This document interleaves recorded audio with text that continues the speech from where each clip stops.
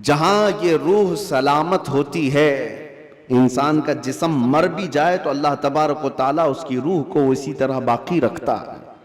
روح باقی ہے، مرنے کے بعد بھی انسان کے جسم کو قبر میں رکھ دیے جانے کے بعد بھی روح باقی ہے، روح باقی ہے۔ اور روح جب تک طاقتور ہے وہ کیا سے کیا کر سکتی ہے، تصرف اللہ تبارک و تعالیٰ اس کو عطا کیا ہے۔ موت کے بعد بھی اولیاء کاملین کی زندگیاں ہم جو دیکھتے ہیں وہ اسی بنیاد پر ہے کہ انہوں نے اپنی زندگیوں میں جسم سے زیادہ اپنی روح کا خیال کیا۔ لوگ اپنی باڈی بنانے کے لیے جو محنت کرتے ہیں کوئی بات نہیں، کتنے کتنے گھنٹوں لوگ جیم کر کے اپنی جسم کو مضبوط بنانا چاہتے ہیں۔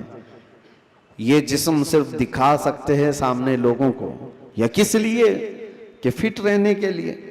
کچھ لوگ کسی کو مکہ مارنے کے لیے کر رہے ہیں، لیکن اس کا 10% بھی اگر روح کی تربیت پر توجہ دی جائے تو میرے عزیزوں طاقت و قوت کا یہ عالم ہوگا کہ اولیاء کاملین کی صف میں اللہ تبارک و تعالیٰ آپ کو وہ مقام عطا فرمائے۔ روح کی طاقت کی طرف توجہ، آج پوری دنیا اس سے دور بھاگی ہوئی ہے، ساری چیزیں ہماری روحانیت نکل گئی، ہم میٹل پر محنت کر رہے ہیں، ہم جسموں پر محنت کر رہے ہیں، ہم کپڑوں پر اپنے ظاہر پر محنت کر رہے ہیں۔ روح کے لیے جو اولیاء کاملین کے ہاں تربیت ہوتی تھی وہ خال خال نظر آ رہے ہیں۔ پہلے خانقاہوں میں جانتے ہیں آپ، ماررہ مطہرہ ہندوستان کی بہت بڑی خانقاہ ہے جہاں سے اعلیٰ حضرت بھی بیعت ہوئے تھے، امام اہل سنت مجدد دین و ملت جہاں سے بیعت ہوئے، وہ خانقاہ سادات کی آل رسول وہاں پر ہیں۔ حضرت شاہ حمزہ عینی رضی اللہ تعالیٰ نے بڑے پائے کے بزرگ ہیں، ان کے پاس لوگ آتے تھے تربیت حاصل کرنے کے لیے، اپنے زندگیوں کو سنوارنے کے لیے، یہی روح کی تربیت کے لیے۔ تو ان کو کیا کیا کرایا جاتا تھا پتہ ہے؟ سب سے پہلی چیز ان کی تربیت یہ ہوتی تھی کہ جو چیز تمہاری زندگی میں حاوی ہونے کی کوشش کر رہی ہے اس سے اپنے آپ کو چھٹکارا دلانا۔ جو تمہارے اوپر حاوی ہو رہی ہے، چاہے وہ نیند ہو یا بھوک ہو یا کسی چیز کی چاہت ہو، اگر حاوی ہو رہی ہے، غالب ہو رہی ہے تو اس سے نجات حاصل کر لو، تب تمہاری روح پاورفل ہوگی، ورنہ تم غلام بن کر کے رہو گے، اپنی خواہشوں کے غلام بن کر کے رہو گے۔ ابھی من کیا بریانی کھانے کا، بھاگ کر چلے گئے، تم خواہش کے غلام ہو، تم ظاہری چیزوں کے غلام ہو۔ نیند تمہیں غلام بنا کر رکھی ہے، جب وہ آئی تو تم تو لمبے ہو گئے۔ تمہارا کنٹرول نیند پر نہیں، تمہارا کنٹرول بھوک پر نہیں، بلکہ وہ چیزیں تم پر کنٹرول رکھی ہوئی ہیں، تو سمجھ لو کہ تم کمزور آدمی ہو، تم کمزور ہو، تمہاری روح وہ طاقت نہیں رکھتی، تم مجبور ہو۔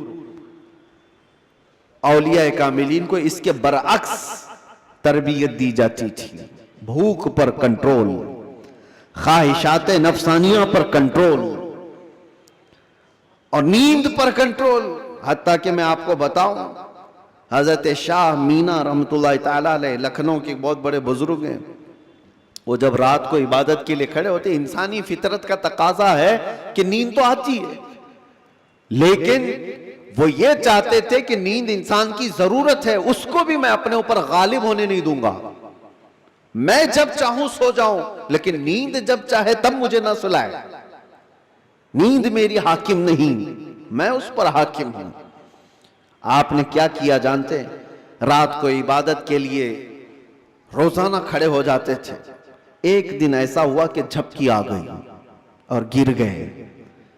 اس کا ان کو اتنا افسوس ہوا کہ عبادت میں نیند نے مجھے اپنا غلام بنا دیا، اللہ رب العزت کی عبادت سے مجھے نیند نے دھوکہ ایسا دے دیا کہ میں گر گیا، اس کا غلام ہو گیا۔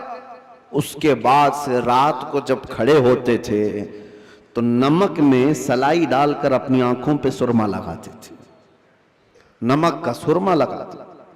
عام سی بات نہیں، سننے میں آپ کو آسان لگ رہا ہو، نمک کے 2 تنکے بھی اگر آنکھ میں چلے جائیں تو کیا حالت کرتے ہیں، لیکن حضرت شاہ مینا فرماتے ہیں کہ نمک کو پوری طور پر آنکھوں پہ لگاتے تو ان کی آنکھوں سے خون جاری ہو جاتا تھا۔ لوگ کہتے بھی تھے کہ آنکھیں سرخ ہو کر خون بہتی تھیں، بہاتی تھی. آپ سے کہا جاتا کہ آپ اس طرح سے آنکھوں کو سختی کر رہے ہیں، آپ کہتے ان آنکھوں کی وہی سزا ہے جو مجھے میرے رب سے دور کر رہی ہو. نیند کا غلبہ مجھے لا کر کے اپنا غلام بناتی ہوں. خواہشات کے لیے بھی انہوں نے ایسا ہی کیا ہے. اپنے خواہشات پر کنٹرول جب تک آدمی نہیں کرتا، اس کی روح طاقتور نہیں ہے، اس کی روح کوئی طاقت نہیں رکھتی، وہ کمزور آدمی ہے. اسی لیے میرے عزیزوں، میں جو بات کر رہا تھا، حضرت شاہ حمزہ عینی، ان کے ہاں جو لوگ آتے تھے، کچھ تو پنڈت بھی آتے تھے، جوگی بھی آتے تھے تپسیا کرنے کے لیے کہ صوفی سنت ہیں. ان کے ہاں جو تربیت ہوتی ہے وہ بہت اعلیٰ درجے کی ہوتی ہے.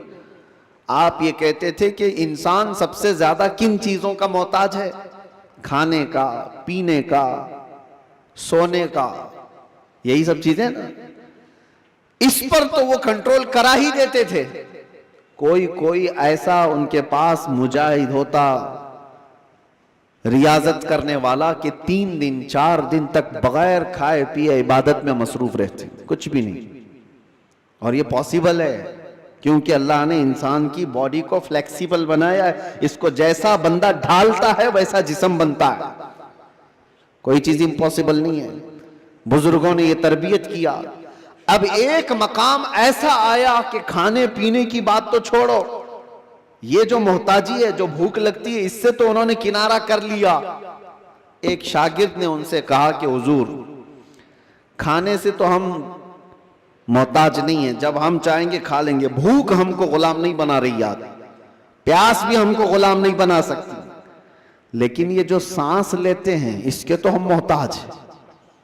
سانسوں کے بغیر تو رہ نہیں سکتے. آپ نے فرمایا میں وہ بھی تربیت تمہیں کرا دوں گا، اس کی بھی تربیت کرا دوں.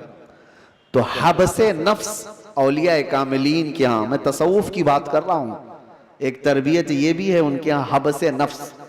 حبس نفس یا حبس دم جس کو کہا جاتا ہے، کیا ہے؟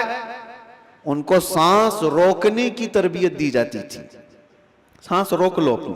آپ اپنی ناک اور منہ بند کر کے دیکھو کتنی دیر روک سکتے ہو. شاید 1 منٹ، کیونکہ عادت نہیں ہے. 1 منٹ سے زیادہ اپنے ناک اور منہ کو پکڑ نہیں سکتے. لیکن تربیت کے بعد ماررہ مطہرہ کی تاریخ میں ہے، حضرت شاہ حمزہ عینی کی بارگاہ میں جو تربیت پاتے تھے، ان کو سانس روکنے کی جو تربیت دی جاتی تھی، فجر کے بعد وہ سانس کو روکتے تھے تو ظہر تک لے کر جاتے تھے. ظہر تک. لوگوں کو ایسا لگ رہا ہوگا کہ اڑتی ہوئی باتیں ہیں. نہیں میرے عزیزوں، جب بندہ اپنے جسم کو ڈھالتا ہے کسی چیز میں تو اللہ تبارک و تعالی ہر چیز اس کے لیے ممکن بنا دیتا.